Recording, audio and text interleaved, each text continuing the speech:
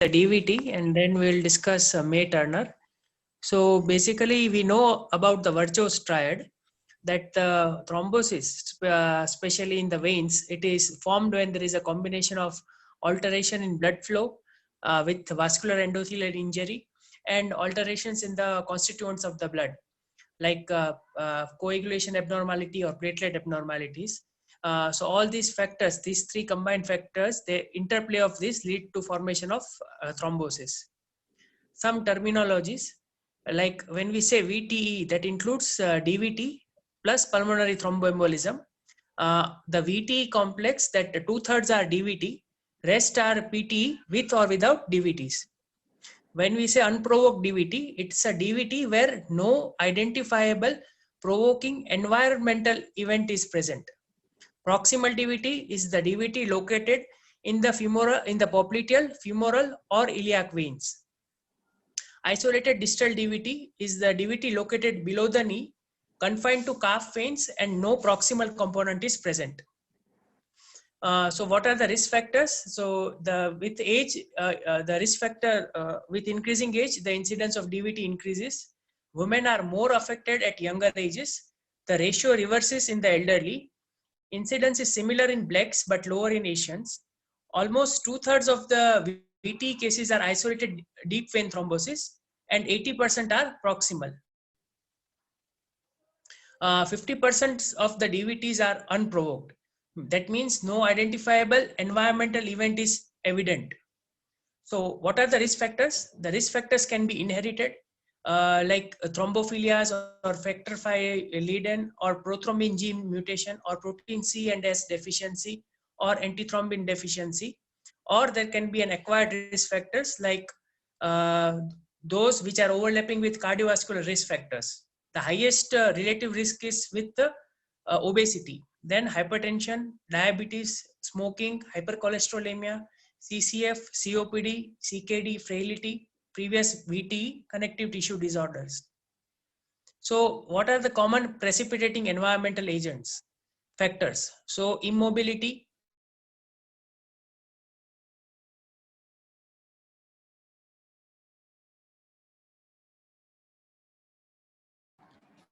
Hello?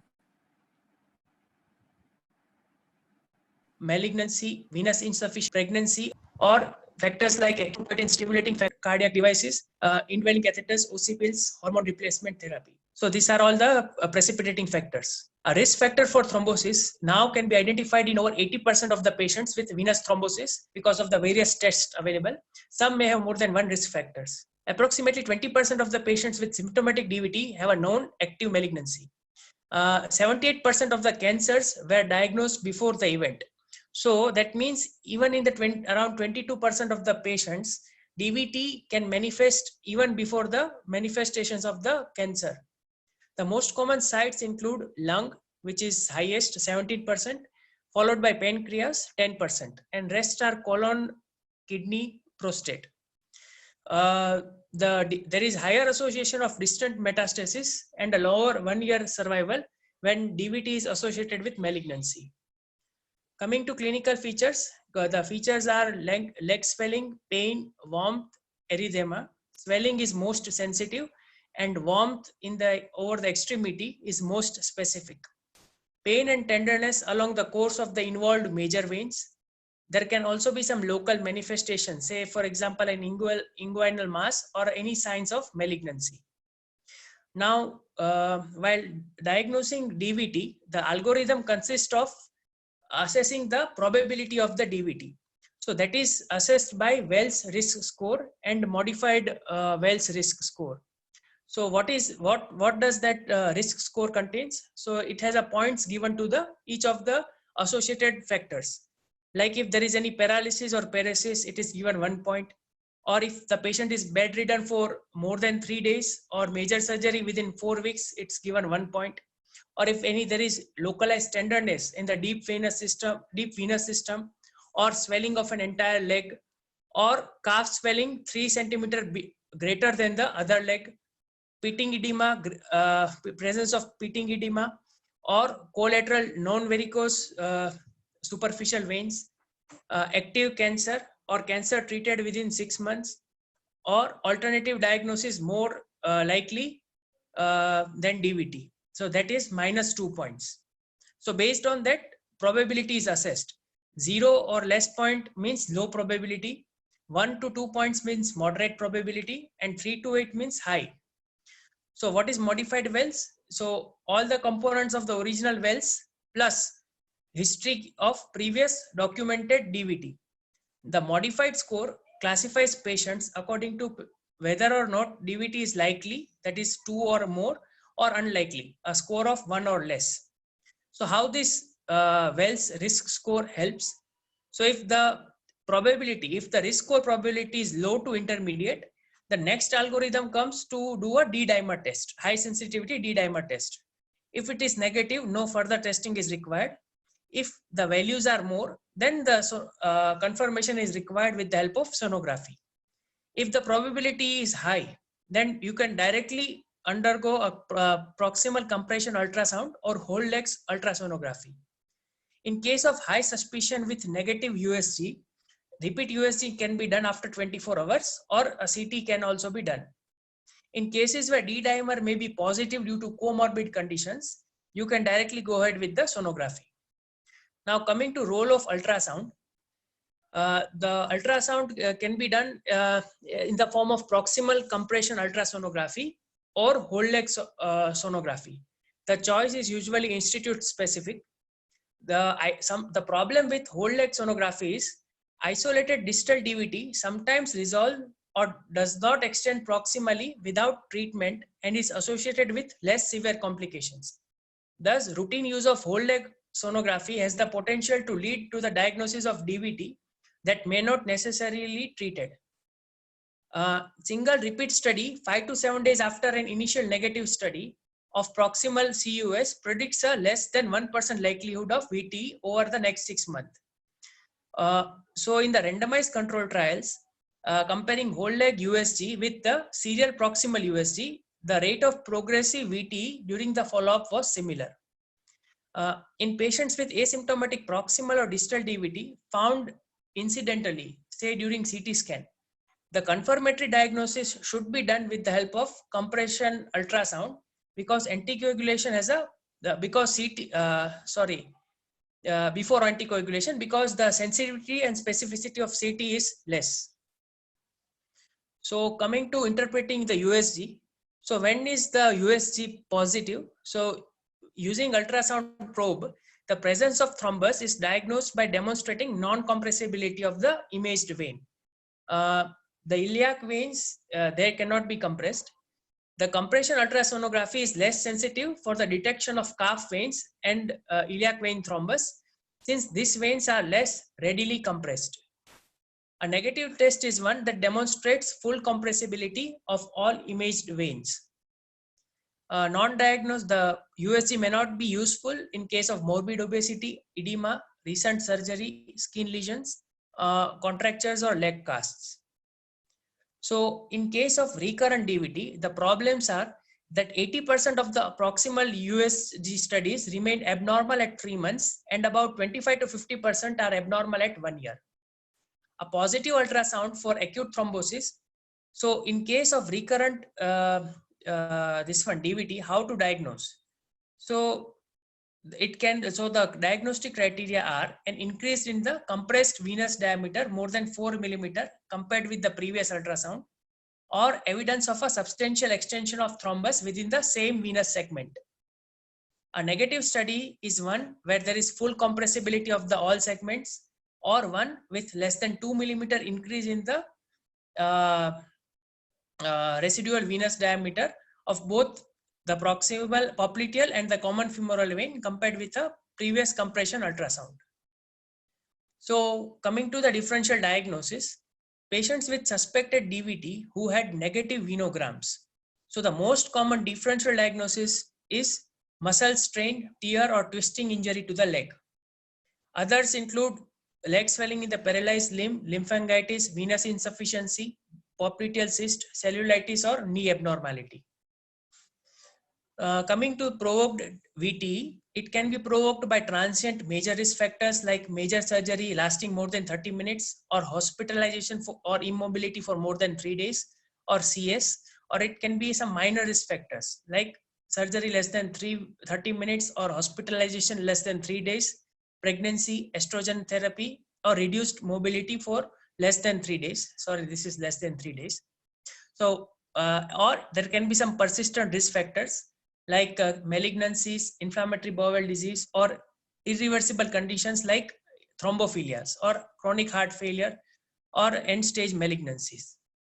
Coming to treatment, so proximal DVT, so anticoagulation is indicated for all patients with proximal DVT, regardless of the presence of symptoms and provided there is no contraindication to anticoagulation. So any thrombosis at popliteal vein, femoral vein, or iliac vein needs to be treated irrespective of the symptoms. Coming to symptomatic distal DVT. So if the distal DVT is symptomatic, patient still needs anticoagulation. Now, what to do with the asymptomatic patients with isolated distal DVT?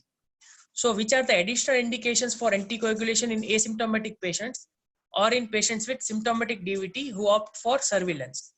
So those who have documented extension, if the DVT is extended towards the proximal veins, or the DVT is unprovoked, or the D dimer is more than 500, or there is an extensive thrombosis involving the multiple veins, or if the thrombosis is close to proximal veins, or if there are persistent irreversible factors like active malignancy or prior DVT or pulmonary embolism, or if there is a prolonged immobility and inpatient status.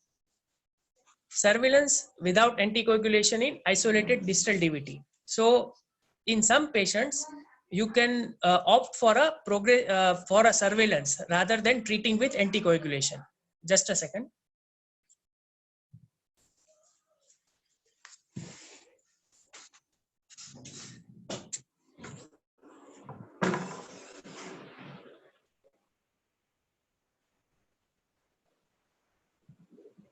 Hello, am I audible? Hello. Yeah, audible. Okay, fine. So surveillance without anticoagulation in isolated. So the risk of embolization in patients with isolated distal DVT is low and approximately half of that of proximal DVT. If extension does not occur within 2 weeks, it is unlikely to occur. Such patients should be surveyed with every week for 2 weeks with proximal compressive ultrasound for clot extension or resolution. If the thrombus resolves, no anticoagulation is required. If the extension is observed in the proximal veins, patient should be anticoagulated or may be treated with IVC filter if there is contraindication. For patients in whom clot does not resolve but remains stable, longer period of surveillance may be needed. So while giving anticoagulation, there are various bleeding risk score which should be assessed. I'll come to some of them. So in general, if the 3-month bleeding risk is low, less than 2%, there is no contraindication for anticoagulation. If the 3-month bleeding risk is high, then the patient should not be anticoagulated and IVC filter is preferable. Coming to the drugs which are used, as we all know this table for NOACs, like the anticoagulation treatment may be divided as initial anticoagulation, that is first 10 days, and the short-term anticoagulation, that is up to 3 months, and some indications for indefinite coagulation.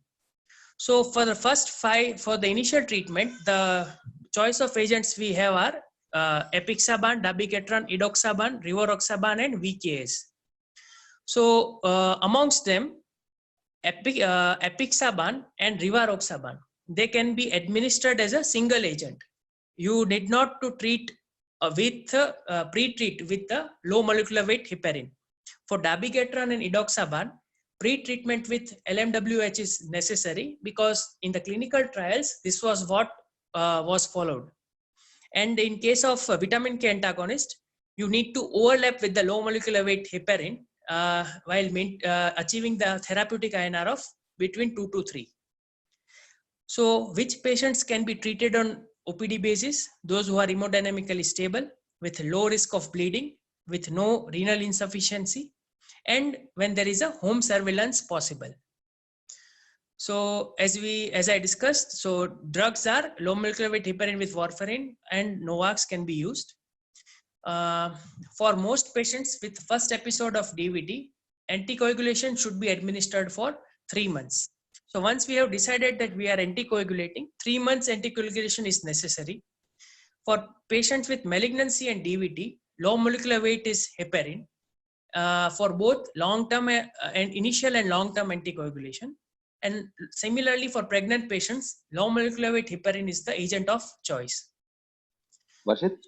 Tell. Varshit, sorry to interrupt. Even for rivaroxaban and apixaban, actually, both those studies which they have done have used heparin 48 hours before randomization. So it's not like it's absolutely not indicated. Like dabigatran, you don't use it for 5 to 10 days. But like, you know, from the word go, they have not used rivaroxaban or apixaban. Like both Amplify study and I think I'm not sure.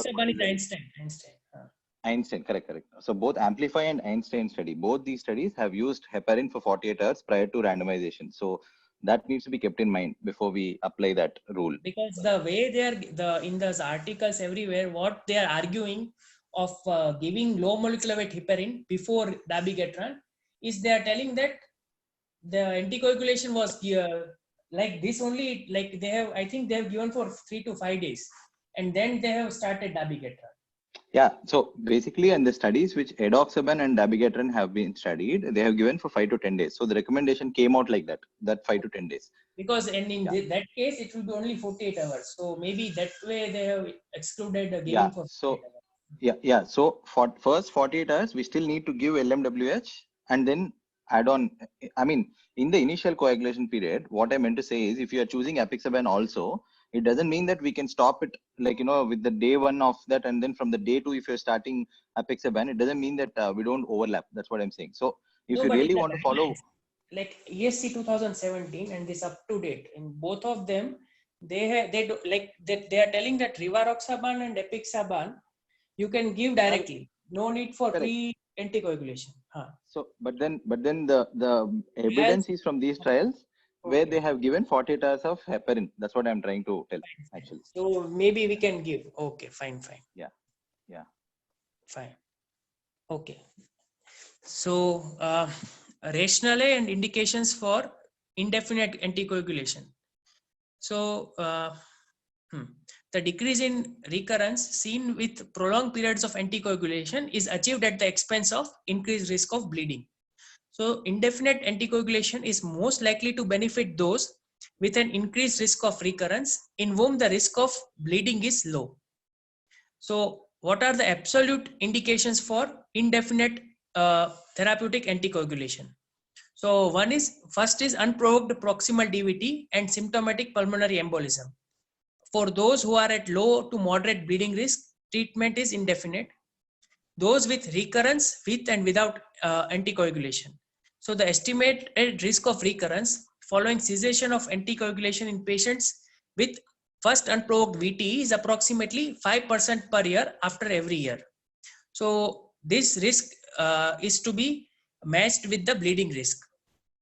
So coming to some few trials, like for warfarin, there were several meta-analyses which studied in case of unprovoked VTE that extended anticoagulation beyond 3 to 6 months with full intensity warfarin or low intensity warfarin. They reduced the 5-year recurrence rate by 90 and 64%. So in the randomized trial PREVENT, again, the trial was between the warfarin target 2 to 3 and low intensity warfarin. Again, it showed 64% reduction in the rate of VTE recurrence. And again, second is the ELATE trial. So again, it compared both the low intensity warfarin versus therapeutic warfarin. And from these two trials, they came to conclusion that warfarin, when INR is maintained between 2 and 3, the recurrence of DVT is low. From there, they came with this guidelines of maintaining INR between 2 to 3. For NOACs, I am not going into the details of the trial. So we all know the names that rivaroxaban was for Einstein trial, apixaban, Amplify EXT, and dabigatran, the trials were Remedy or Resonate trials. A word on aspirin. In some of the meta-analysis, like there was a 30% risk reduction in VT recurrence when compared with placebo or observation. So, but the aspirin was inferior to rivaroxaban in one of the randomized trial without offering any safety advantage. Also in one of the study, in many of the meta-analysis, the aspirin was inferior to warfarin or DOAX. So aspirin may be an option in patients where anticoagulation is contraindicated, or if the patient is not willing for the anticoagulation, then maybe aspirin can be given. It is still better than placebo.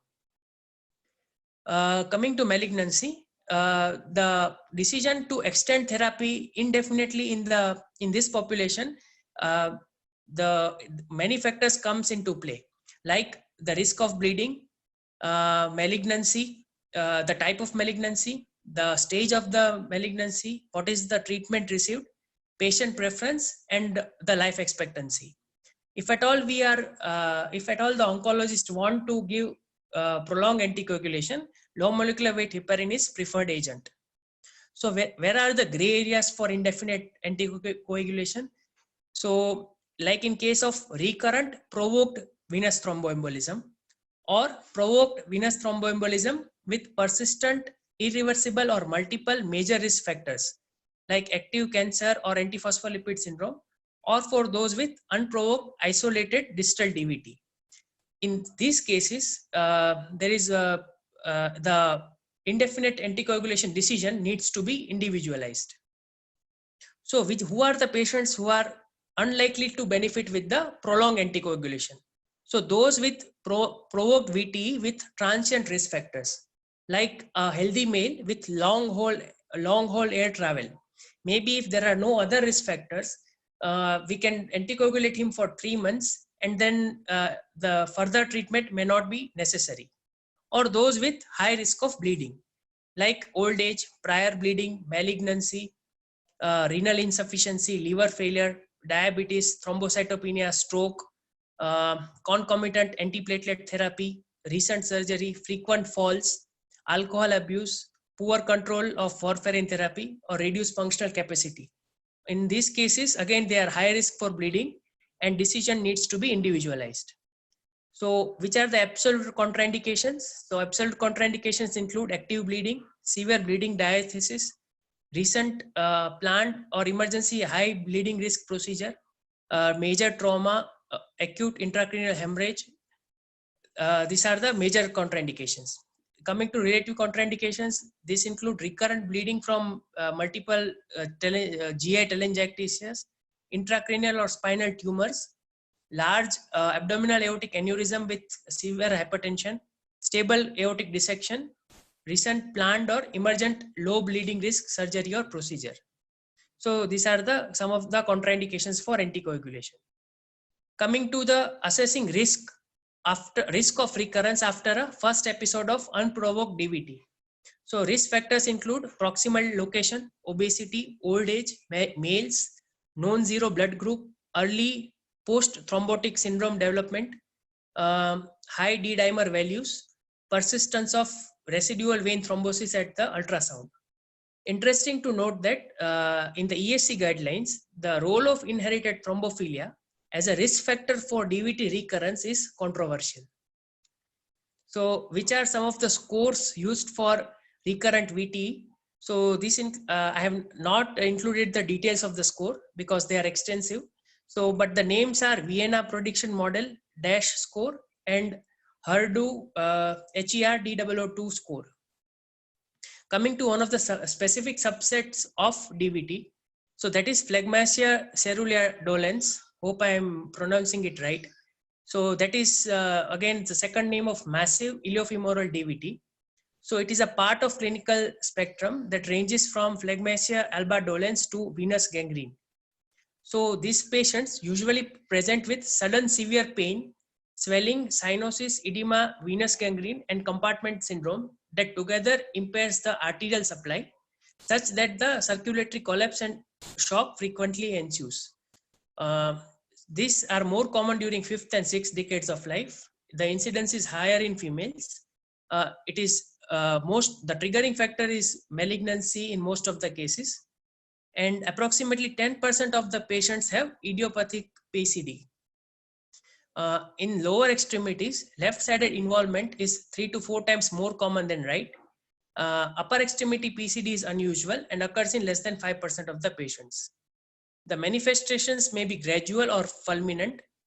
The most of the cases are preceded by the phlegmasia albadolens, that is the limb going pale, with symptoms of edema, pain, blanching, without cyanosis. So as it progresses, there is a massive fluid sequestration, which may lead to bleb and bullae formation, and eventually cyanosis and venous gangrene can ensue. The pain is constant, severe, and usually starts at the femoral triangle and progresses to the entire extremity. Cyanosis is pathognomonic of PCD, progressing from distal to the proximal areas. So the PCD is the only accepted indication for thrombolysis or thrombectomy in patients with DVT. The thrombolysis thrombectomy part I will discuss again later. This early ambulation. So after this early ambulation is for general management of DVT. I will modify the headings. So the early ambulation is safe in patients with acute DVT and should be encouraged as soon as feasible. Compression stockings for the prevention of post-thrombotic syndrome. So the routine use of elastic compression stockings that provide 30 to 40 millimeter mercury of ankle pressure for the prevention of PTS is controversial.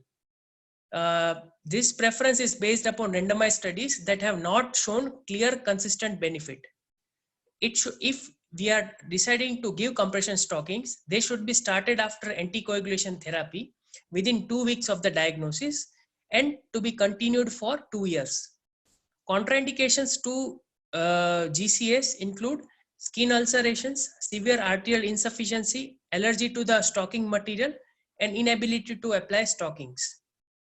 Coming to thrombolytic therapy and thrombectomy. So again, it is usually reserved for patients with phlegmasia cerulea dolens or massive iliofemoral DVT, or for patients who fail therapeutic anticoagulation. So the suitable candidates are for thrombolysis are those who have symptoms for less than 14 days, good functional status, and low bleeding risk. Compared with systemic thrombolysis, catheter-directed thrombolysis can achieve clot lysis more rapidly with lower doses, thereby reducing the risk of bleeding. Coming to IVC filter, so acute proximal DVT and pulmonary embolism. So when it is to be used, so in the cases where there is an absolute contraindication to anticoagulation therapy, like recent surgery, hemorrhagic stroke, or active bleeding. Or it can be used as an adjunctive therapy in patients with recurrent embolism despite adequate anticoagulation, as well as in patients in whom an additional embolic event would be poorly tolerated. Filters are typically placed in the infrarenal portion of the IVC. As such, their major purpose is prevention of embolization of lower extremity clot to the lung. There is no evidence that IVC filter prevents pulmonary embolism related death. When IVC filters are used as an adjunctive therapy to anticoagulation, reports suggest no convincing efficacy. So coming to the risk assessment for the prevention of DVT. So Caprini risk model. So this risk model is for patients who are undergoing surgery. So the surgeries, like it can be general surgery like breast, thyroid or parathyroid, or abdominal pelvic surgeries. So actually this risk model consists of 20 variables, and based upon those variables, whether they are present or not, they are classified on the basis of very low thrombosis risk, where post-surgery no anticoagulation is required and you can ambulate the patient, or low VTE risk, where you can, instead of anticoagulation, you can use mechanical methods like GCS or intermittent pneumatic compression or venous foot pumps. For moderate to high VTE risk, if the bleeding risk is less, you can give prophylactic low molecular weight heparin. Those with high bleeding risk, mechanical methods are preferred. So estimation of the, again, in these patients, we have to estimate the baseline bleeding risk. So based on the types of surgeries, the American College of Chest Physicians, like they have their own scores, and based on that, if the bleeding risk is low, that means the risk to major bleed is less than 2% for a major surgery, or the bleeding risk is high, that means the risk is more than 3%. So that was the prevention of thrombosis in case of surgical patients. Coming to prevention of thrombosis in case of acutely ill hospitalized medical patients. So who are those patients who are at high risk? Those include ICU patients, patients with cancer, malignancy, heart failure, MI, elderly, previous thromboembolism, prolonged immobility, renal failure, obesity, or hypercoagulable states. So again, these patients are risk assessed between the risk of thrombosis and the risk to bleeding. So which are the scores used? So for thrombosis risk assessment, scores are Padua prediction score, IMPROVE risk score, Geneva risk score.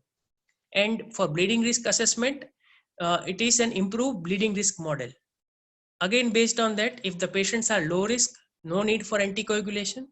For moderate and high risk patients, pharmacological thromboprophylaxis are warranted. At risk of bleeding, those who are at risk of bleeding, you can use mechanical methods of VT instead of the anticoagulation. So ideally, it should be continued until the patient is fully ambulatory and discharged from the hospital. A few words on DVT in pregnancy. So in pregnancy, subcutaneous LMWH is preferred over IV unfractionated heparin because it is easier to use and it appears more efficacious with a better safety profile. Around labor and delivery, so treatment is to be discontinued at least 24 hours prior to delivery if the delivery time is predictable. The second option is to stop sub-Q heparin, switch to IV heparin, which can be discontinued 4 to 6 hours prior to the delivery. The total duration of anticoagulation, that includes pregnancy plus the postpartum period, it should be at least 3 to 6 months. Coming to catheter-directed thrombolytic therapy in DVT of lower extremity. So in which patients and how to administer. So thrombolytic therapy for patients with severe swelling and those with life-threatening or life-threatening extensive proximal DVT, catheter-directed thrombolysis is used.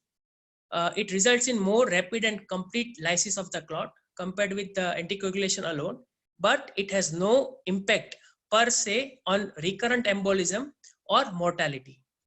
It does not unequivocally reduce the incidence of post-thrombotic syndrome, but may reduce the severity of PTS. So basically, the benefit is it prevents the limb ischemia, acute limb ischemia and venous gangrene, and it reduces the severity of PTS if at all it develops, but it has no per se benefit on the mortality. So extensive proximal DVT. So again, as I said, those at risk of ischemia, it is to be administered.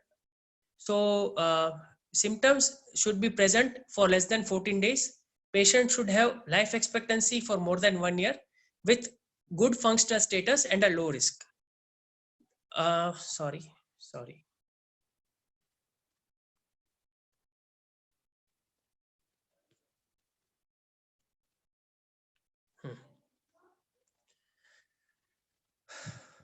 Okay. So this approach is based upon the evidence from small randomized trials and observation studies in all comers patients with DVT. So what they said is it provided symptom relief and restores the limb perfusion, thereby avoiding digital gangrene. It lowers the likelihood of bleeding due to administration of lower total dose of the thrombolytic agent. Infusion of the thrombolytic drug directly into DVT.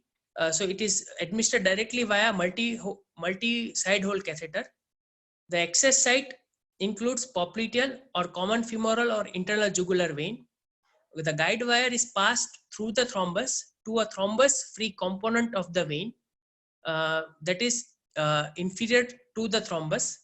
Using a Seldinger technique, the catheter is placed deep into the thrombus, the guide wire is removed, and the agent is infused via the catheter. During catheter-directed thrombolysis, some clinicians temporarily place a retrievable filter in the IVC to trap the thrombus fragments.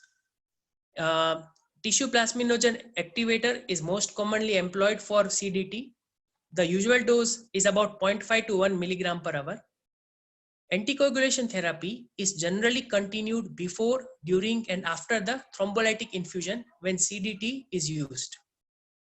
The patient with extensive DVT who undergo thrombolysis should be evaluated for the symptom improvement.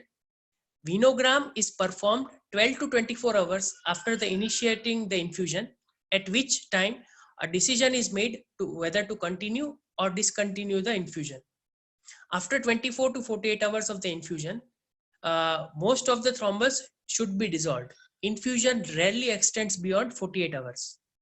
Bleeding is the most common adverse effect of this therapy. Occasionally, reperfusion of the limb may be complicated by further swelling and ischemia when arterial flow improves, such that a fasciotomy may be required. Catheter-related complications which can happen include misplacement, perforation, infections, or hematoma. What is the efficacy and safety in the trials? So one of the trial was the of 692 patients of ATTRACT trial, that it reported that the addition of pharmacomechanical catheter method, pharmacomechanical catheter directed thrombolysis, that is TPA plus clot extraction or maceration with or without stenting to anticoagulation, did not alter the rates of recurrent venous thromboembolism compared with the patients treated with anticoagulation alone. But a pre-specified subgroup analysis suggested that a reduction in the proportion of patient with moderate to severe PTS and severe PTS symptoms in those with severe iliofemoral DVT. So this was the first trial. Second trial was the CAVENT study. So in that CAVENT study, it was a smaller trial with 209 patients with iliofemoral DVT.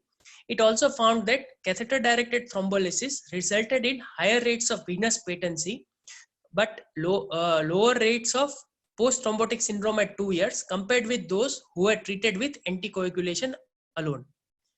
An observational database of 3,600 patients with acute DVT reported no difference in mortality between patients treated with CDT plus anticoagulation compared with patients treated with anticoagulation alone. However, patients treated with CDT, again, they have an increased rate of blood transfusion, pulmonary embolism, ICH, and IVC filter placement. Coming to role of IVC filter. So generally two general types of vena cava filters are available. One is permanent, another is retrievable. In those patients when anticoagulation is absolute contraindicated, this can be used, or in patients with complications of anticoagulation, or if the anticoagulation therapy fails. The effectiveness of IVC filter in patients with VTE remains uncertain in the absence of randomized clinical trials. So which are the types of filters? The filter can be a non-retrievable or a retrievable filter. For most of the permanent filters, the IVC, the size available is up to 28 millimeter, and for retrievable, it is up to 30 millimeters. So prior to the placement of the IVC, the IVC filter, coagulation parameters should be checked, renal function test should be checked. A venogram, vena cavogram is usually a requirement prior to positioning and deploying the IVC filter. Access site sonography should be performed so that it is ensured that it is free of thrombus. All vena cava filters can be placed using an IJV or a femoral approach. The diameter of the IVC should be measured in both AP and lateral views. With standard anatomy, the filter should be positioned with the tip of the filter just at the inflow of the renal veins, which minimizes the accumulation of the thrombus. So like in the figure, as we can see, in the figure, so the tip is positioned just below the renal vein. So when do we place above the renal vein? So in some cases, like there is a renal vein thrombosis or gonadal vein thrombosis, or if the thrombus extends to the renal veins, we can go for a SVC type of placement.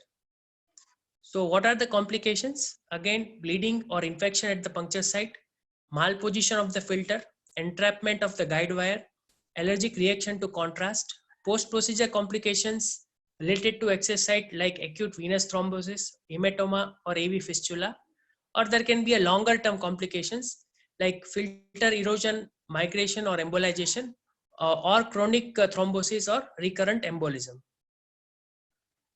A few words on mechanical thrombectomy. So NICE has given the guidelines, UK body have given the guidelines for mechanical thrombectomy. What they say is the mechanical methods, they have their own complications. So for acute iliofemoral DVT, the evidence on efficacy is limited. Therefore, the procedure should only be used with special arrangements for consent, audit or research. For distal DVT that does not extend into the common femoral vein, the evidence is inconclusive and it is only limited to the research. So a temporary IVC filter may be used during the procedure to reduce the risk of PTE. Anticoagulation drugs are usually taken for at least 3 months after the procedure and sometimes longer if clinically indicated. Early ambulation and use of compression stockings are advised. In those with mechanical thrombectomy is used, and adjuvant angioplasty or stenting of the vein may be needed if thrombus removal reveals an anatomical lesion. The procedure is likely to have a better outcome when it is done within 14 days of presentation with a DVT. So basically, when there is contraindication to thrombolysis, maybe mechanical thrombectomy may be tried, but again, anticoagulation is a must following the mechanical thrombectomy. Coming to post-thrombotic syndrome. So basically DVT, the complications of DVT include risk of embolism. In case of large DVT, proximal DVT, they can lead to venous gangrene. And the third is a post-thrombotic syndrome. So it consists of symptoms and signs of chronic venous insufficiency that develops following DVT and is a consequence of long-standing venous hypertension due to combination of thrombotic vein occlusion and venous valvular competence. So post-thrombotic syndrome occurs in up to 50% of the patients within the first year following acute thrombosis. In spite of anticoagulation, severe PTS develops in around 5 to 10% of the case. The risk factors include venous insufficiency, older age, obesity, pre-existing varicose veins, proximal DVT, inadequate anticoagulation during initial treatment, residual thrombus, and recurrent DVT.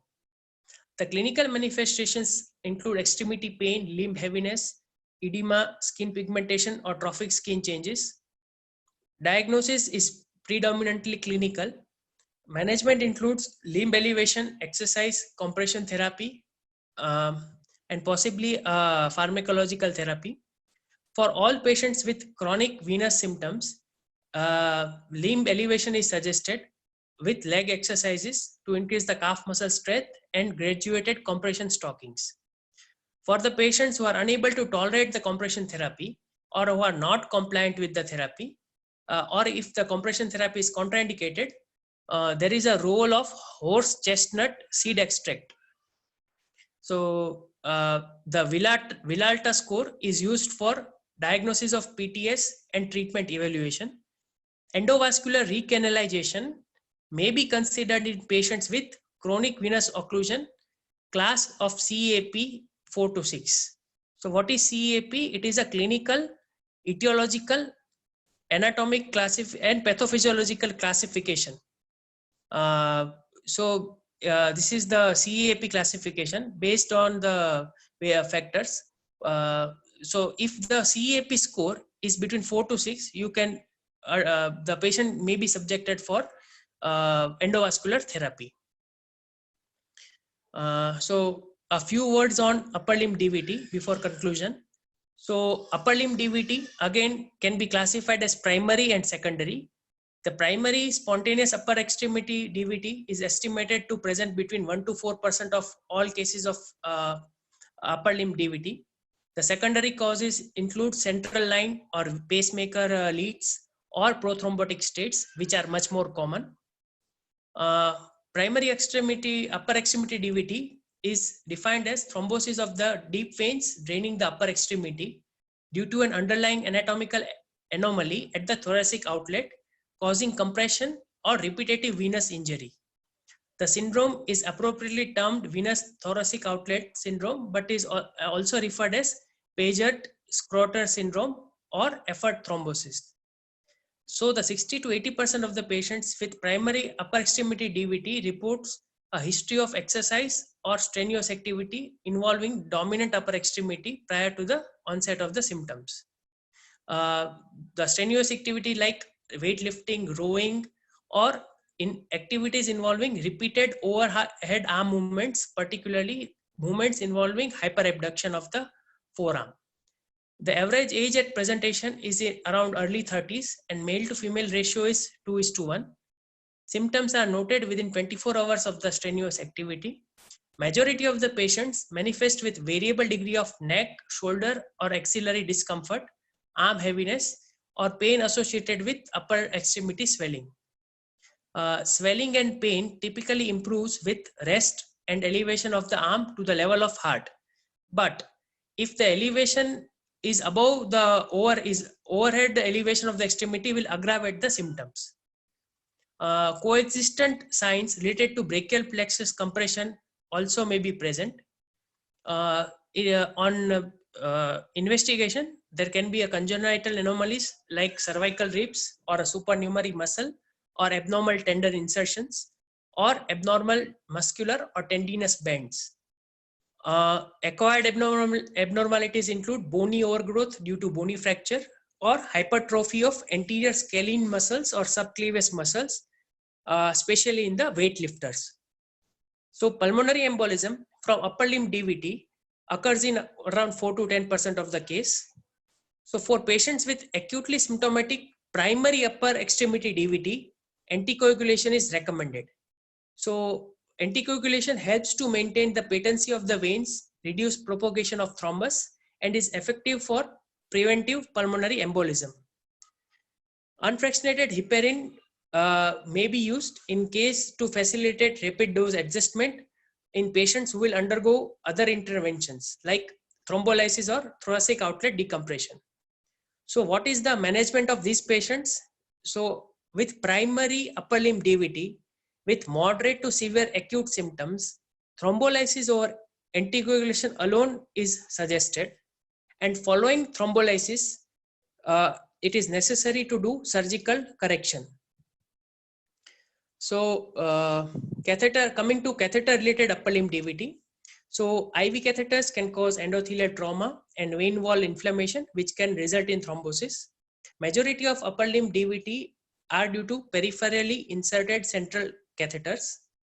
The central catheters can cause upper extremity DVT involving the subclavian, jugular, axillary, or brachial veins that may lead to pulmonary embolism or post-thrombotic syndrome of the upper extremity.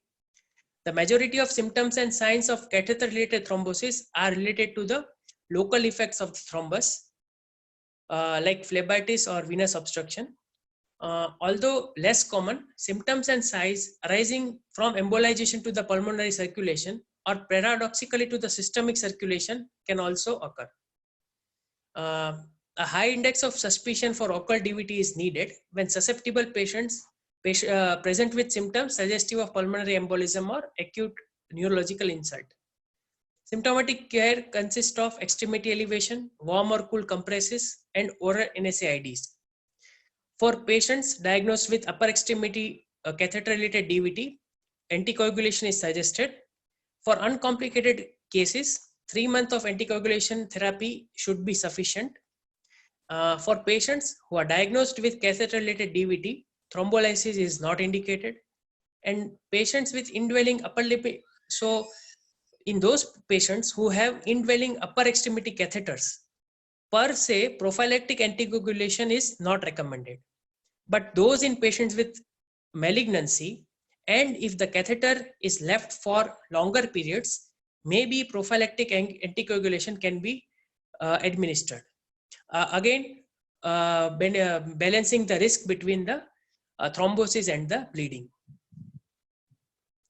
So this brings to an end to the talk on DVT. Any further discussions, inputs?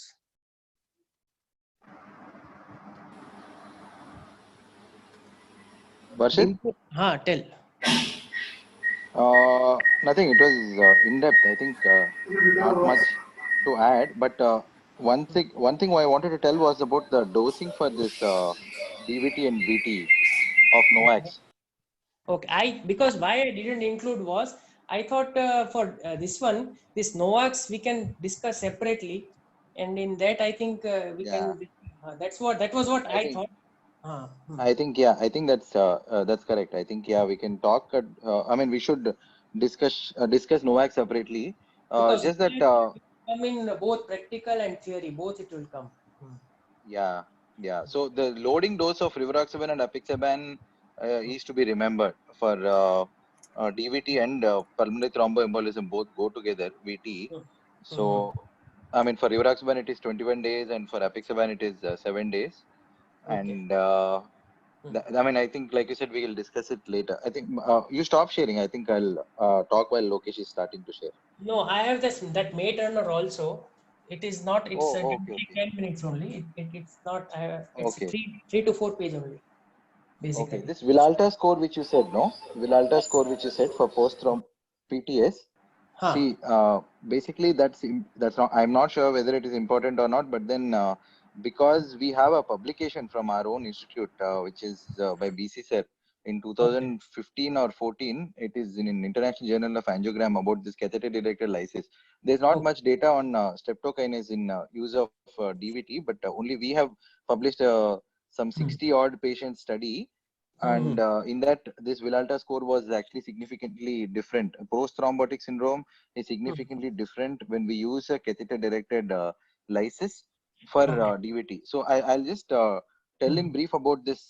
What we do is we will take a patient who has a DVT, what they have done or what our institute follows in D unit. I'm sure people who have worked in D unit will know. So for others' sake, basically, when a patient with DVT comes, what they have proposed in that study and what we do follow is that we will put a cannula under ultrasound guidance. They'll put a cannula into popliteal vein, and what they do is they will insert a JR. I mean, they'll insert a JR catheter, and ideally start. I mean, once the cannula is inserted, they'll give bolus heparin and start heparin infusion at 1,000 units per hour. Bolus of 5,000 is given. And then what they do is they put a JR catheter, which is usually a smaller French, like, 3 French catheter, the smallest JR catheter. They put and they did a manual aspiration of the thrombus, followed by giving streptokinase as a calculated dose. So they give 2/3 of the dose via catheter and 1/3 of the dose via IV. And meanwhile, they will continue even heparin infusion. So this is basically a heparin infusion and streptokinase thrombolysis together. This was not described in anything, but then they found and they did this, and this is what we follow even in D unit even till date. So because BC sir will be definitely our examiner, he might expect us to know, like, this publication. I think all of us should go through that publication also. It is Babu Reddy sir, Nagesh sir, and BC sir's publication in International Journal of I think Indian Journal or International Journal of Angiography. International Journal of Angiography, I think. Yeah, it's. If I have that, I'll just put it up. So what we found was that the patency improves obviously with thrombolysis, and the post-thrombotic syndrome is lesser. So the mechanical complications are lesser with this. And one more thing which Nagesh sir keeps asking is, in a DVT case, what is the chance of person developing PT, pulmonary thromboembolism? That is 10 to 15%, 10 to 20% have a chance of developing an acute pulmonary thromboembolism. So what there is only one indication specifically given in a DVT for using a prophylactic IVC filter, which is an IVC thrombus which is free floating more than 5 centimeters. This is also given in that paper. Okay. So this I mean, I don't know if it is in any guidelines. I have not checked, Guidelines, but like problem is what, like with the European guidelines is 2017 and the ACCHA was 2011. So that I didn't refer. This ESC was not giving any specific indication for IVC filter other than contraindication. that's what. See, prophylactic. I will cross reference, but this sir asked in the thing, and he told me to read up from that paper, and that is when I read that paper actually. Sometimes, so we have a chance of it being asked No, no, correct, because correct. it is We specific should for our refer. institute, Uh-huh. which is No. specific for our institute. So we Hmm. we we consider prophylactic IVC filter for a free floating thrombus in IVC for more than 5 centimeter. And second thing is the Villalta score more than 5 is a diagnostic of post thrombotic syndrome. That Hmm. these two sir has asked in rounds actually. Okay, okay. So and the how we do the procedure is also maybe important. Like, you know, how what do we mean by catheter directed thrombolysis and how do we do it in our institute? Since we do it, it's not done anywhere. I've never come across that in CMC. But since we do it and we have published some benefit of it, we should be aware of it in our institute. And Dimpu, this thing. Yeah. Second thing, what I wanted to ask, like when we are this proximal DVT, when we are giving this catheter-directed lysis, like we are not judging, no, whether that patient has like that PCD or the symptoms of acute ischemia. Like even if it's mildly symptomatic, we are doing catheter-directed lysis, no, it's in D unit especially. Yeah, but see, and that is why I said no. Basically, they have published that it is the alternative. It is a much better outcome compared to anticoagulation alone. So the comparator arm for the catheter-directed thrombolysis in that patient in that study was a IV anticoagulation alone for 5 days. Okay. So And and the here, longest they've given. okay, okay. Yeah, so it's not an all-comer study. In fact, if you see the baseline characteristics of that study, I think if I'm not wrong, the duration was much significantly higher in the IV therapy arm, like versus the catheter-directed arm. So it's not like a impeccable, flawless study or something. But Mhm. what they have proven is that the patency rates are better and the incidence of post-thrombotic syndrome is lesser. So the highest post-thrombotic syndrome is usually seen in patients with an extensive thrombus. So this makes all the more sense for a patients with an extensive thrombosis. That's what they believe in. Yeah. How So much that's bleeding about rates it. you have mentioned? Huh? What, Lokesh? How much bleeding rates they have mentioned? Not sure. I will have to go a long time back only I read. Bleeding rates. Okay. No, they mentioned that significant amount of patients had thrombocytopenia while on heparin. So I'm not sure how much bleeding rates were mentioned. I'm not able to recollect. Okay.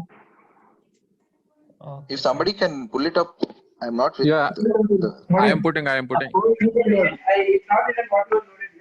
Yeah, I think we'll all go through that paper once more. I think it's necessary. Yeah, it's correct. We should at least have an idea. Maybe the study would Yeah. not be that much like it will have some No, benefit, but it will they will ask. it didn't actually get cited much also. Like, you know, it didn't, a lot of people didn't quote that and talk about venous intervention, because even in India Live, when they talked about venous interventions, I was thinking they will mention about that. They didn't mention about that study at all. Neither did VC sir actually talk about it. But then this is the origin of us doing catheter directed thrombolysis in our institute, that we have proven that it is safely and beneficially done. Because till then, only few trials were there comparing alteplase and TPA, like you mentioned. So we have done it using STK and found that it is okay. Correct, correct. But like, yeah, Lokesh has said, I have seen 3-4 patients have significant bleeding, maybe because we don't monitor it well, or I don't know if That I this thing. also am not like bleeding rates. Like I have also experienced, and I think Mautika during her ICU2 posting has seen maximum bleeding complications. Yeah, it's. Okay, Hmm. fine. Should I complete this May Turner? It is an extension Yeah, yeah. only. Okay, fine. So May-Turner syndrome, what is it? It is basically an anatomical abnormality. So there is an extrinsic venous compression by the arterial system against the bony structures in the iliocaval territory. The most common variant is due to compression of the left iliac vein between the right common iliac artery and the fifth lumbar vertebrae. So when it is to be suspected, so when there is a progression of the symptoms related to chronic venous hypertension or like venous occlusion. So if these things can occur after DVT, so we can suspect MTS in those cases with or without venous thrombosis. Most individuals with MTS anatomy do not have symptoms and they don't require any treatment. The prevalence of hemodynamically significant lesions, that is stenosis more than 50%, that is approximately 25%. However, again, because large number of patients are asymptomatic, maybe the true prevalence may not be known. So what are the risk factors? So this include female gender, particularly those who are postpartum or multipara or those on oral contraceptive pills. Those with scoliosis may predispose to MTS due to compression from the lower lumbar vertebrae. Then dehydration, hypercoagulable disorders, or radiation exposure. So clinical features. So the MTS is suspected if the ongoing daily symptoms of DVT, they don't resolve despite adequate treatment, or there is a recurrence of the DVT on the same side following the cessation of treatment, or if there is an acute extremity pain and swelling, venous claudication, or chronic development of venous insufficiency. Symptomatic patients typically presents with the pain and swelling of left lower extremity. Any ipsilateral limb swelling without evidence for DVT should be evaluated for underlying MTS. Over the course of the day, venous outflow restriction causes venous hypertension, particularly after prolonged sitting or standing, causing significant limb swelling and tenderness. Lower extremity swelling may or may not be associated with venous thromboembolism. So what is venous claudication? It is defined as presence of thigh or leg pain and tightness with exercise, which subsides with rest or limb elevation. Other symptoms and signs of moderate to chronic severe venous insufficiency can be present, like hyperpigmentation or venous ulceration. Rarely, MTS can present with a ruptured iliac vein and retroperitoneal hematoma. Acquired MTS is that which is induced by iliac artery stent or endovascular stent graft. In these cases, left-sided presentation still predominates. MTS can also occur secondary to prostate enlargement, or sometimes the MTS can present as a cryptogenic stroke with patent foramen ovale, or it can present especially in females with pelvic congestion syndromes due to MTS. So coming to investigation, patient with moderate to high risk should undergo venous duplex ultrasound. That is the most reliable study. Again, venous duplex ultrasound findings of iliocaval DVT includes absence of variation of flow and narrowed iliac veins. So as we can't compress the iliac veins, this is the finding which we can see in the USC. For patients with extensive iliocaval DVT, on initial studies, removal of the thrombus is necessary to uncover the stenotic venous lesion.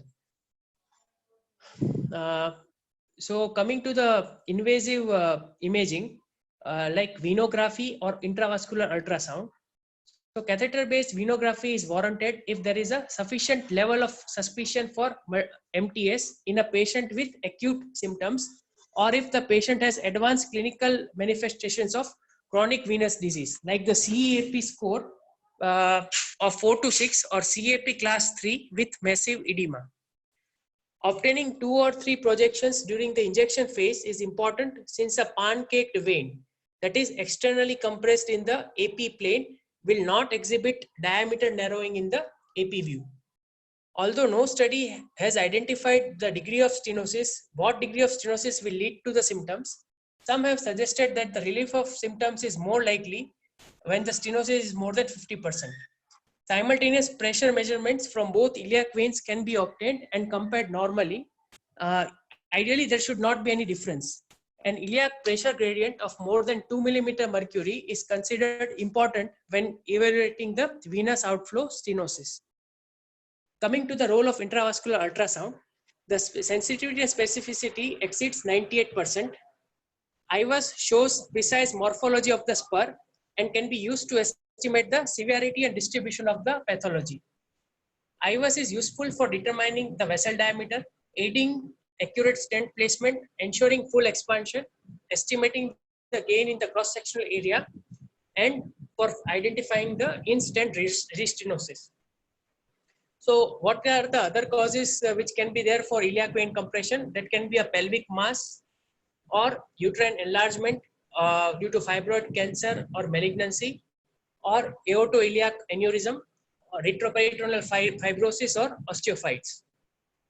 So these other causes must be ruled out before coming to the diagnosis. So what is the management? So if the May-Turner syndrome is non-thrombotic and if there are no or mild symptoms, so patients may be treated conservatively with compression stockings. Those with moderate to severe symptoms with advanced signs of chronic insufficiency, the CEAP score between 4 to 6. So the treatment is targeted towards severity of the stenotic venous lesion using angioplasty and stenting of the affected segment. So how to treat the this moderate to severe symptoms? So if the May-Turner syndrome is superimposed with thrombus, and if there is no contraindication to lytic therapy, first thing to be done is to decrease the volume of thrombus using catheter-directed thrombolysis or pharmacomechanical methods for evaluating intrinsic venous stenosis. So first they should be treated with the thrombolysis, and then they should be they should undergo imaging with IVUS or venography. And if the stenosis is present, further step is angioplasty with stenting. If there are contraindications to lytic therapy, so what to be done in those cases? It should be like with those with contraindications to lytic therapy, suction thrombectomy or open surgical thrombectomy are warranted. Following successful intervention for symptomatic May-Turner syndrome, knee or thigh high compression stocking is prescribed. For patients with DVT, therapeutic anticoagulation should continue using dosing, monitoring, and duration as per the VTE guidelines. So complications of endovascular therapy includes jailing the contralateral common iliac vein that can lead to thrombosis, rupture of the iliac veins, migration or displacement of the stent, or erosion of stent into the overlying artery. For those patients presenting with chronic limb or pelvic symptoms without DVT, angioplasty and stenting are also clinically successful for majority of the patients. So stent which is used is like the self-expanding stent, and it is positioned in the region of stenosis. The stent diameter is chosen to be 20% larger than the normal vein diameter. Once deployed, stent is again dilated using 1:1 balloon. Prior to iliac vein stenting, 10 mm NC balloon can be used to predilate the lesion. Complete venography along with IVUS is necessary to confirm the adequacy of the treatment. Successful recanalization, as with coronary stenting, like it is defined with residual stenosis less than 30%. Following treatment for non-thrombotic iliocaval venous obstruction, so if the MTS is non-thrombotic and we have stented, then antiplatelet is therapy which is initiated is clopidogrel, that is continued for 6 to 8 weeks. After clopidogrel, patient is to be given aspirin. For patients who have thrombosis in the May-Turner, parenteral anticoagulation should be started after removing the sheath and transition to oral coagulation. Therapeutic anticoagulation is continued using the dosage as per the VTE guidelines. And once suppose if we are planning to continue the this one anticoagulation, then this anticoagulation is indefinitely, only anticoagulant is continued. If we are planning to stop oral anticoagulant at 3 months, then it is aspirin is indicated indefinitely. A single antiplatelet is necessary post stent deployment. So this brings an end to the May-Turner. Not much is given anywhere. This I have compiled from UpToDate only.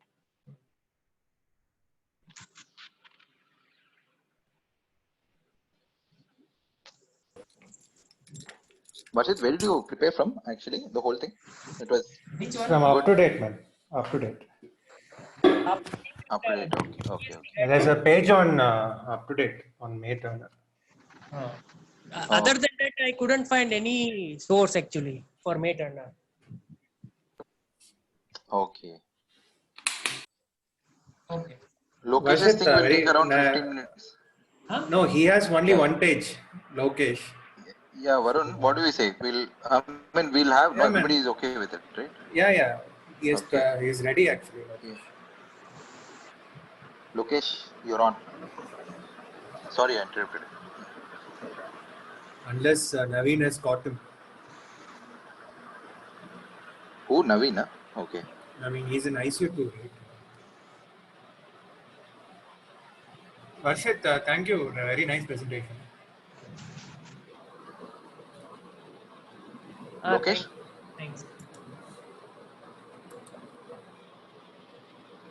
One practical point while Lokesh loads, basically all the NOACs except, I'm not sure all actually, at least dabigatran should not be given via NG tube or any, basically it comes as a capsule. So they say that you should not open up the capsule, but others come as actually tablets, so you can give it more relevant to initiation of NOACs for stroke patient, because more often than not they will have an NG tube. But even should you come across a patient who is on an NG tube, we should be aware that the bioavailability significantly reduces for dabigatran when we open the capsule. So it should not be given via NG tube. It has to be given as a capsule swallowed in toto. Just word of caution. Actually, the Anyways, dabigatran, I think cheaper drug is dabigatran only, no? Yeah, that's what. But basically, it needs acid environment to get absorbed. That is the reason why it has a capsule. Like usual reason for capsule coating is that you have, you to prevent degradation from acid.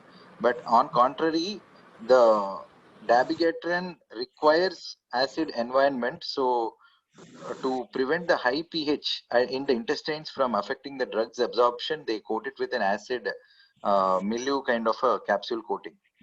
So that's why they say, that's why they say even PPIs can affect it, but then there's nothing to prove that PPIs will affect it. But opening up the capsule definitely reduces the bioavailability significantly. So it's not give dabigatran or without the capsule form, and all Dabigo, Dabistar, everything is a capsule only. What is available? Lokesh, The thing you is, there? recently I think all of us must have attended. There was that vascular workshop, no, in which they used the Indigo Penumbra system to suck out all the thrombus. Were you guys there when the presentation happened?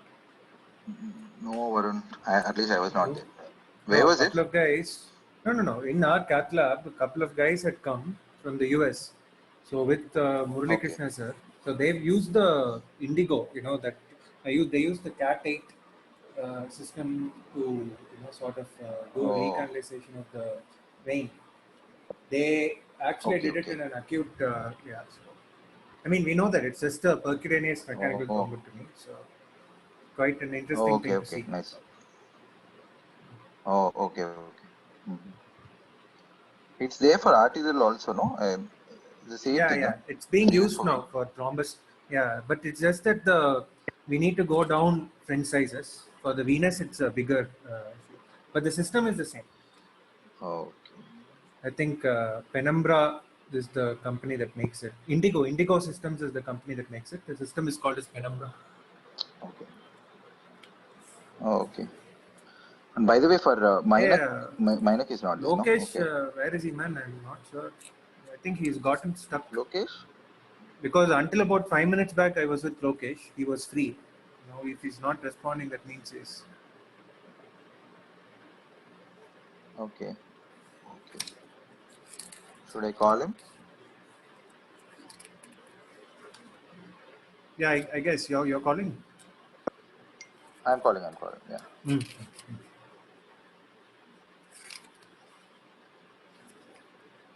Lokesh? You're busy. You become busy?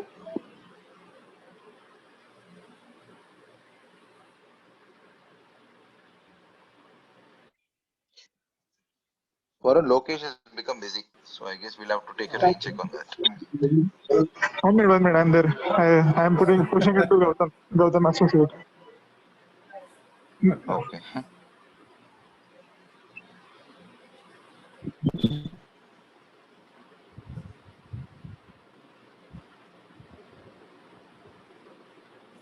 This Saturday, this one actually, Murli sir agreed to attend our talk. He said 8, any time after 8 is preferable for him. So I told him 8 or 8:30. 8:30 is okay with, whatever. He said he'll tell that day on this Saturday. Mainak will be presenting on peripheral artery disease, lower extremity. Okay. This Siddhant is Rahul Gandhi, man. Why he wants to argue on the group if some senior post anything? He will try new tricks, it seems. I don't know. Card tricks. He's Rahul Gandhi, man. I can correlate with him only. I think no other face comes in my mind.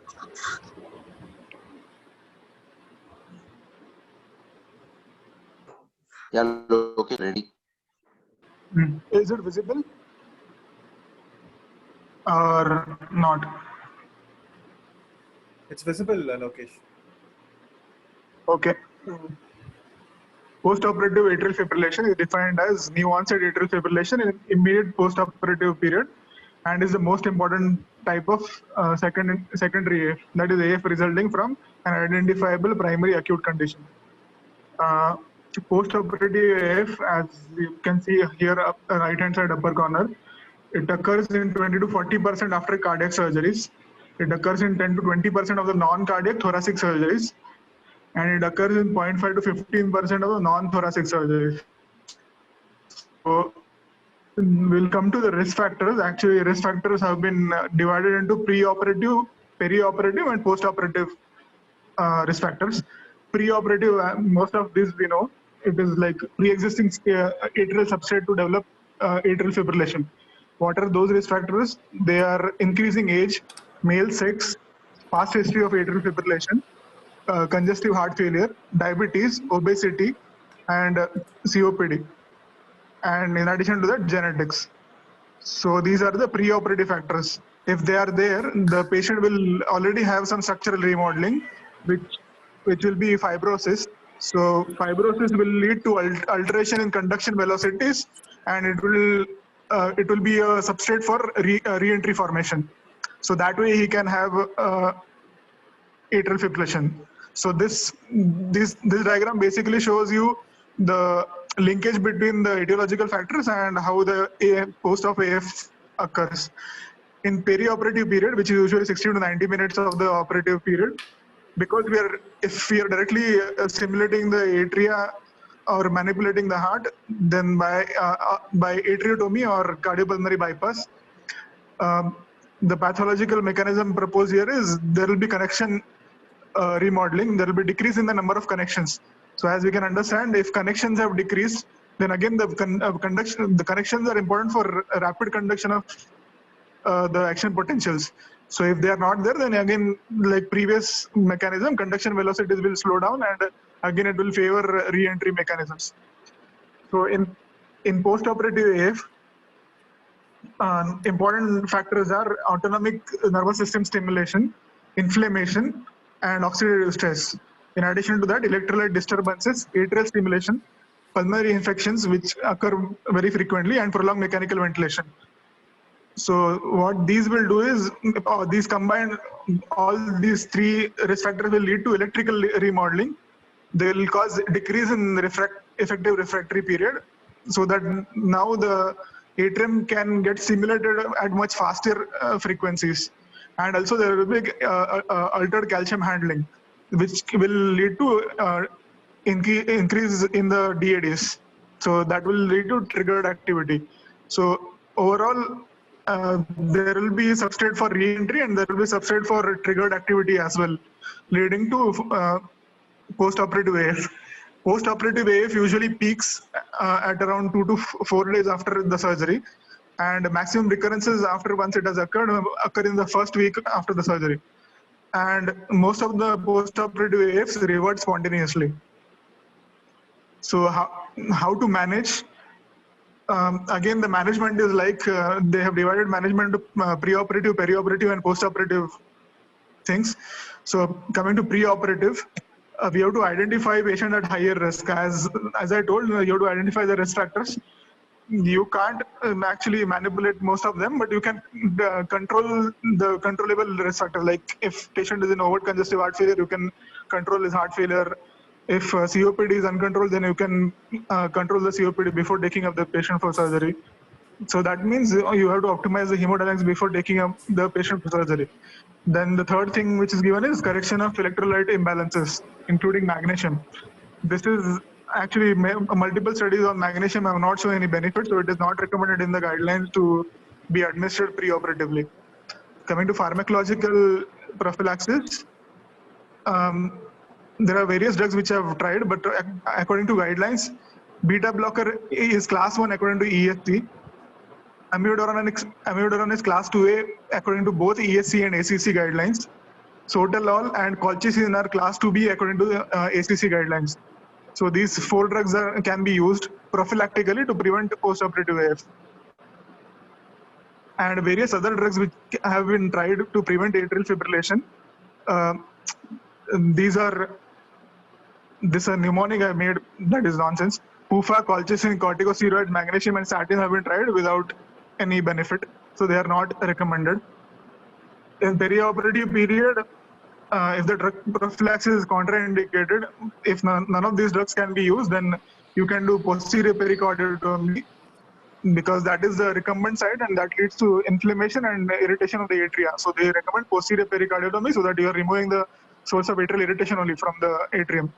Or you can do overdrive atrial pacing in perioperative period if you have develops there. So coming to post-operative period, again post-operative period, basically you have to take care of your hemodynamics. You don't have to let LVEDP or RVEDP or atrial pressures go high by optimizing the fluid balance. You have to maintain, you have to control the pain, because pain will stimulate his sympathetic activity, which will fog his arrhythmias. You have to minimize the use of inotropes, again for same mechanism, that it will again fog the arrhythmias. And you have to continue the prophylaxis. If the arrhythmia occurs, you have to continue the prophylaxis. So now what if the arrhythmia has, the post-operative AF has occurred, and patient is hemodynamically unstable, then obviously you have to do rhythm control by doing a DC cardioversion and as well initiate systemic anticoagulation.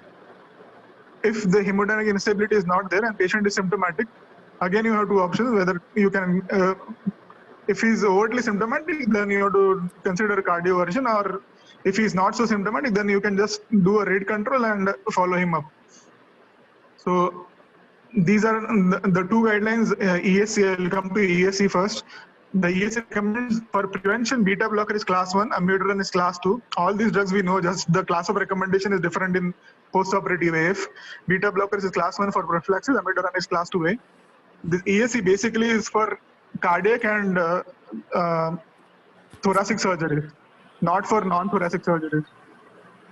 So beta blocker is class 1, amiodarone is class 2A. For treatment of AF, it tells if patient is hemodynamically unstable, then DC cardioversion class 1.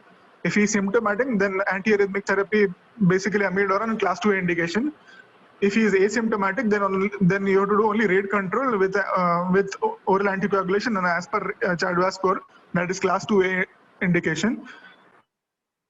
And you can do cardioversion with IV vernicillin, that ESC has given 2B indication.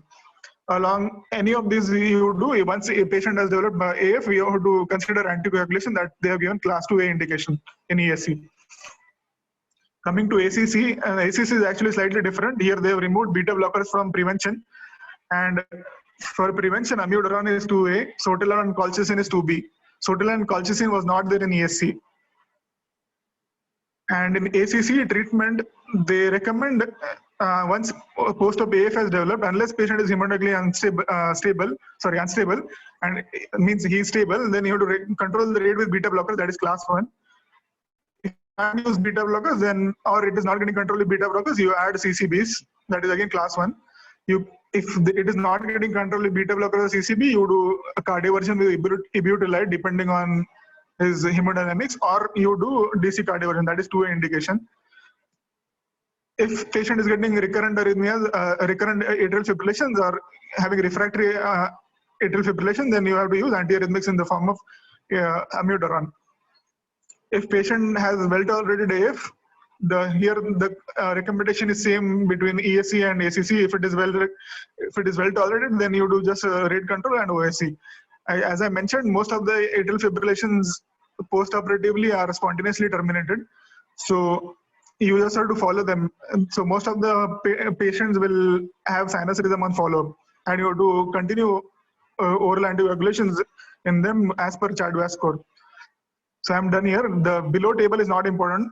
The only thing I want to mention, most of the things I've covered, it is they have divided they have given the medicines on left side, which can be given in post-operative AF, and they have divided it into 3 categories. One is after cardiac surgery, after non-cardiac thoracic surgery, and after non-thoracic surgery. One thing I want to show is for post-operative, this is for prophylaxis of post-operative AF.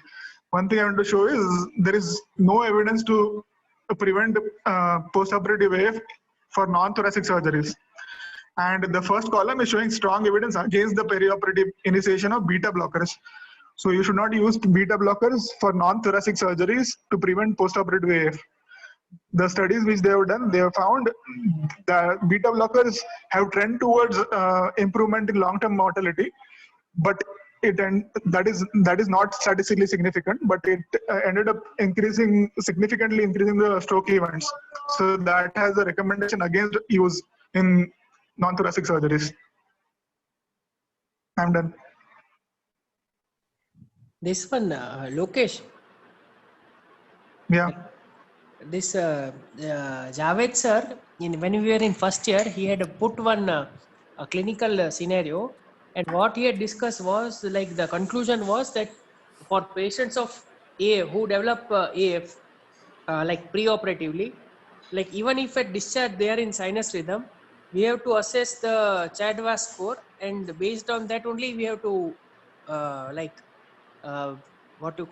we have to go ahead whether to anticoagulate or not. Yeah, even if you have, once you have AF, you have to anticoagulate whether it is reverted to sinus or not. So the AF is the indication to anticoagulate. So that's what, because in private practice, many they don't believe that it's because it's transient, you need not to anticoagulate lifetime. But what Deepak sir was the opinion was like in such cases. Anticoagulation only as age increases, actually risk of AF-related stroke increases. That is even mentioned that is according to Chadwick also. But these people do opposite of it. As the age increases, they prefer not using anticoagulations. So I have seen so many times patients in 70s, 80s not getting anticoagulation for atrial fibrillation and getting discharged on ecosprin and clopidogrel. That is where they are. But you have to anticoagulate every patient. Deepak sir was of the opinion that EP anticoagulates irrespective of age. Even if he is 88 years old, they will anticoagulate.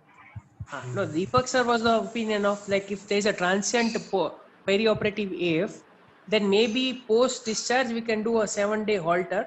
And no. There is sufficient evidence that once you have post-operative AF, you have very high risk of having recurrence of AF. Not that, actually you have 10 times more risk of CV death. So for that, and that is actually prevented by giving oral anticoagulation, and that has been proven, that has mortality benefit. So OAC is a class 1 indication to give in post-operative AF also. All those data are not put because I don't think it is very important. You won't even remember for a long time. But the only Lokesh, thing, how long? Lifelong Yeah. because it's not practice, anticoagulation. it's not Yeah, yeah. practice. No, post-operative AF is not like, it is not decided by that's what I told. No, it is not just decided by peri-operative or operative risk Yeah, yeah. factors. It has many pre-operative risk factors. So those will Substrates stay. will be there. Actually, those are the main culprits. So those will stay with the patient. So you have to give anticoagulation, and there is a strong evidence that you have to anticoagulate. If you don't anticoagulate, then there is adverse uh, thing to the patient, and it has mortality benefit if you anticoagulate. Correct. Okay. But it is not in the practice right now. That's what it No, is. it is there. Few people believe, few people don't believe. Okay. If Chatsworth is high, it's better to err on the side of anticoagulation. That's every recommendation. No, correct only. Like we have to, if patient is diabetic and you are doing a CABG, he has developed AF, we should anticoagulate. But thing is, if on discharge he is in sinus rhythm, many are not preferring. No, we are not seeing these patients. No, we don't know whether they are doing or not. Which one? No, post-op AF. What you are telling? We are not seeing post-operative AFs. I don't know what they No, are doing. we are not seeing, but I have heard no from the private practitioners and all. It's not even like I have my one of the close relatives who is from the reputed Ahmedabad hospital. He underwent a CABG. He had an AF, but he was not put on anticoagulation. Okay.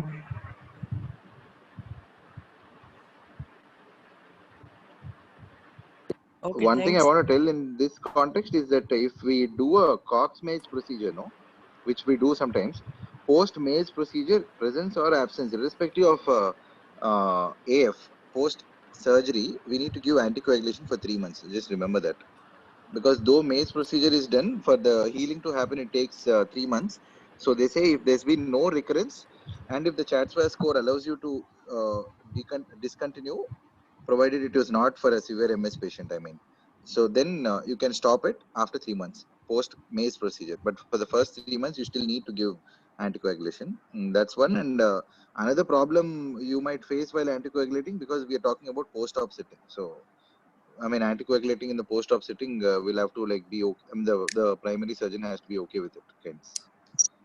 Yeah, I was just going to ask a follow-up question on that info. How soon, see, for example, post-op AF high charts was we are starting anticoagulation. How soon can that be started? As Is soon there as you any? can.